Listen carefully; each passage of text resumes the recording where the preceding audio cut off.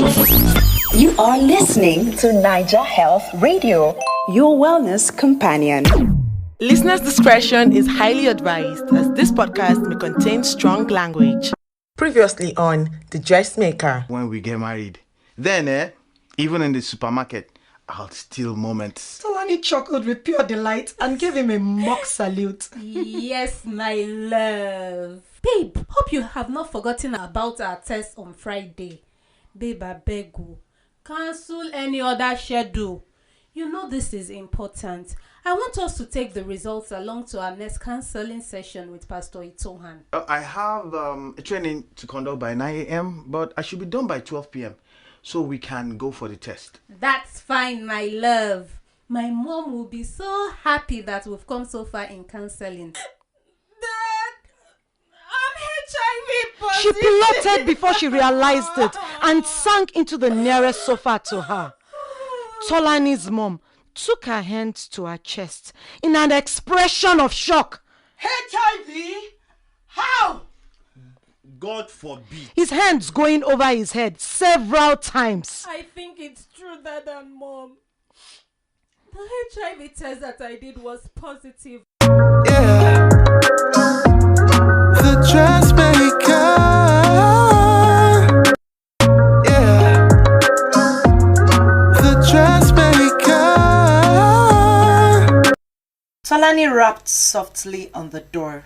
Some nurses, families of patients, and even patients themselves walked past her as she waited for the invitation to come inside. The door is opened.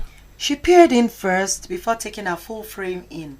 The doctor was scribbling something on a file. He called the intercom for a nurse to come pick the file while he pointed to the chair in front of him. He dropped the phone. Tolani, please, have your seat. Tolani sat on the seat offered. Doctor, I apologize about my tone yesterday. The diagnosis was such a rude shock to me. I thought that since I was celibate all my life, I didn't even have to worry about any form of infection. Tolani sighed. I figured out how I might have gotten infected with the virus yesterday.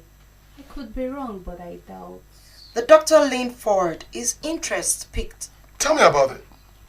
I had started my fashion business as a student.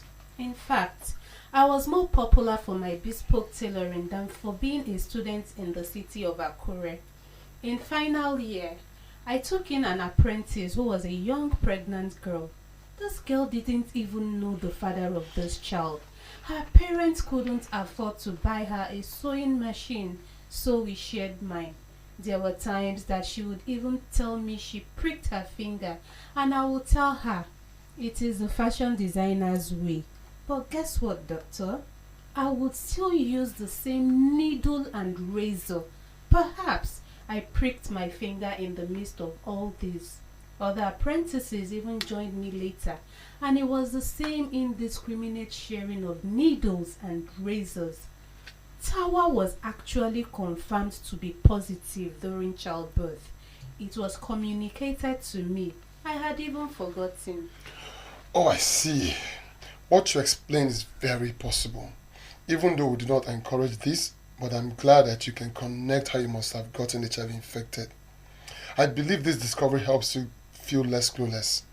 Now you know that HIV is not transmitted just through sexual intercourse only. The doctor removed his spectacle and reclined a little more on the backrest of his chair. Tolani, HIV can also be transmitted through infected blood. However, due to screening of blood for evidence of HIV infection, the risk of acquiring HIV from blood transfusion is extremely low. Dr. Dyer explained further. HIV can also be spread through sharing of needles, syringes, or drug use equipment with someone who is infected with the virus, and this can happen in the hospital, salon, or among injection drug users.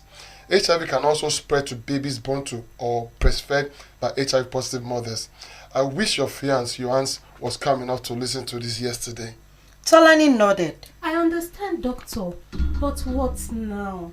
Do I have a short time to leave, doctor? No, Tolani. If detected early, HIV can be managed very well to ensure positive patients live very normal, healthy lives. We just have to get you on antiretroviral drugs and ensure that you stay on medications.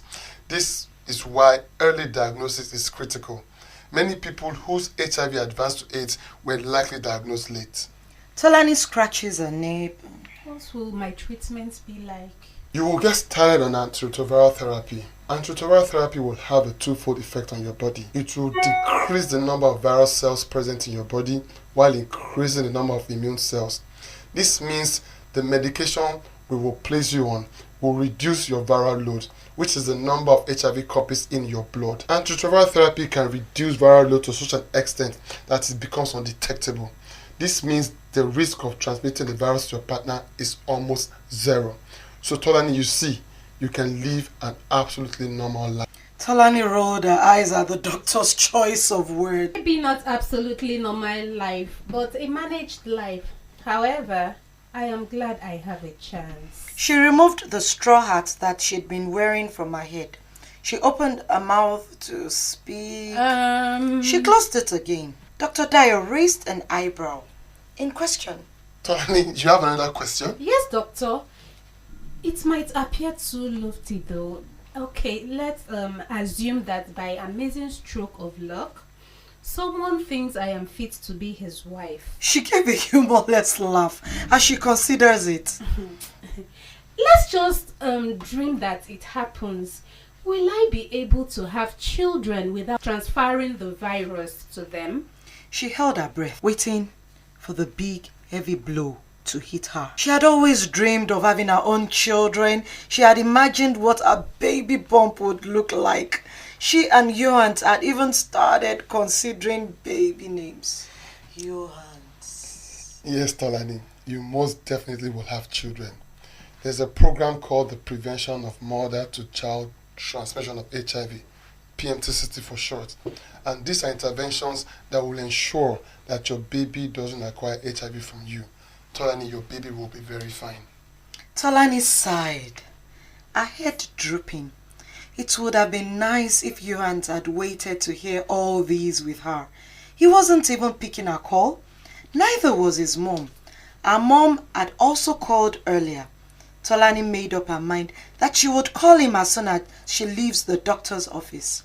She offered Dr. Dio a genuine smile and asked, Please, can you place me on the treatment? Oh, sure, right away. Tolani dropped Johan a long text explaining all that had happened after he left the hospital yesterday. She rested her head on the wheels. She had decided to send Johan a text before even leaving the hospital. She knows Johan. He has probably been missing her too, but was too angry to admit. It's so sad, but I'm glad there is hope for us, my love. We can have children and you can be my husband without contacting the virus. We can choose if we want to tell our family and friends or not. After all, it's our home and should be our story. She completed her typing and sent. She saw that Johan was online and typing too. Who are you referring to as we?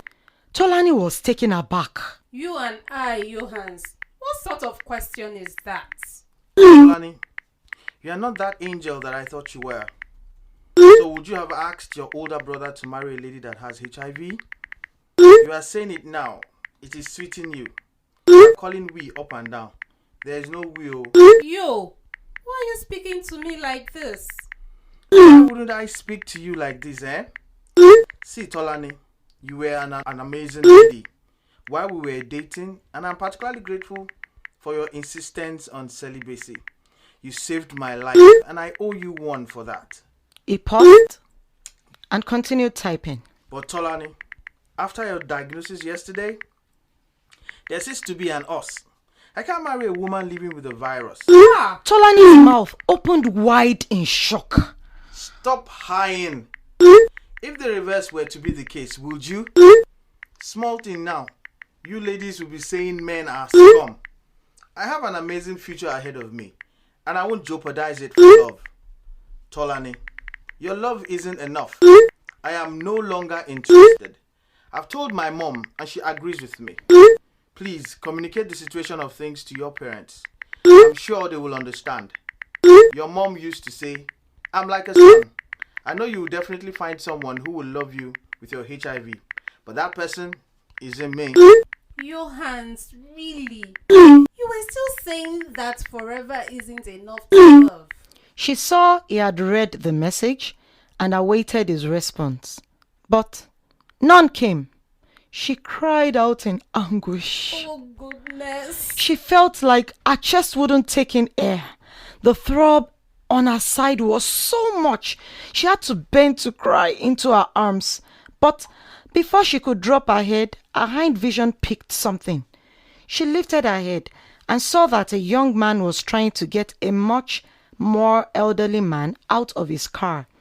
The young man looked masculine, but she could tell that the elderly man's weight was a lot for him. She rushed over to him and stretched forth an hand. Can I help? Nonso heaved a sigh of relief. Yes, please. The two of them bore the weight of the old man, and they all walked towards the reception. The old man's breath was pretty laborious, and Tolani could tell this was an emergency. Thankfully, two nurses rushed out to meet them and supported in carrying the old man inside. Tolani stepped back and watched them all go in. She felt the need to comfort the young man, so she shouted. He would be fine. The young man looked back and caught her eyes. She could see that he really hoped she was right. She hoped she was right too. The thought of her recent heartbreak drifted back to her again. Her parents would be so disappointed. But sadly, it is what it is. Nonso helped his father off the car.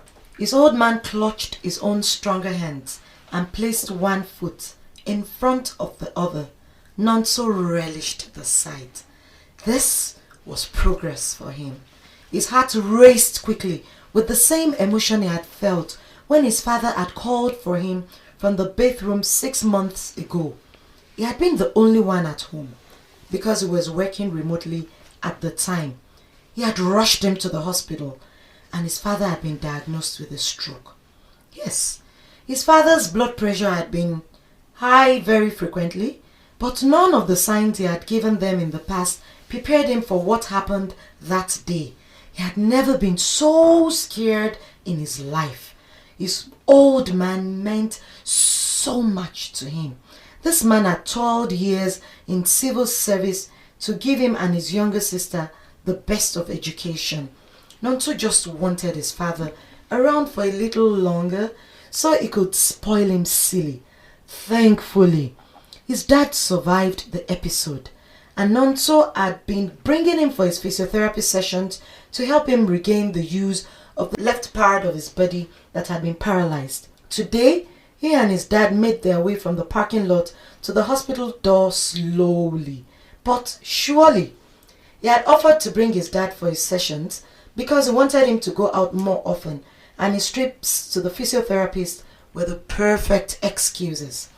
They were almost at the door to the reception when he saw her. It's been over 5 months. He had been looking for the lady that helped his father a few months ago. He had berated himself for not saying a proper thank you that day. He saw her pulling the key from the ignition. Nonso heard his dad hiss. Pia Nonso, the steps are too slow. Nonso laughed out loud. Papa, you are becoming proud though. So this your movement is too slow for you, eh? Why want to be slow when you are staring at a woman? His words were still slurred, but they were way better than before. It's staring you'll be staring. You will not bring a woman home. Nonso looked sideways as his father raised one foot to the reception door. He had lost her again. He focused on helping his father with his progression. Don't worry, Nam. Soon.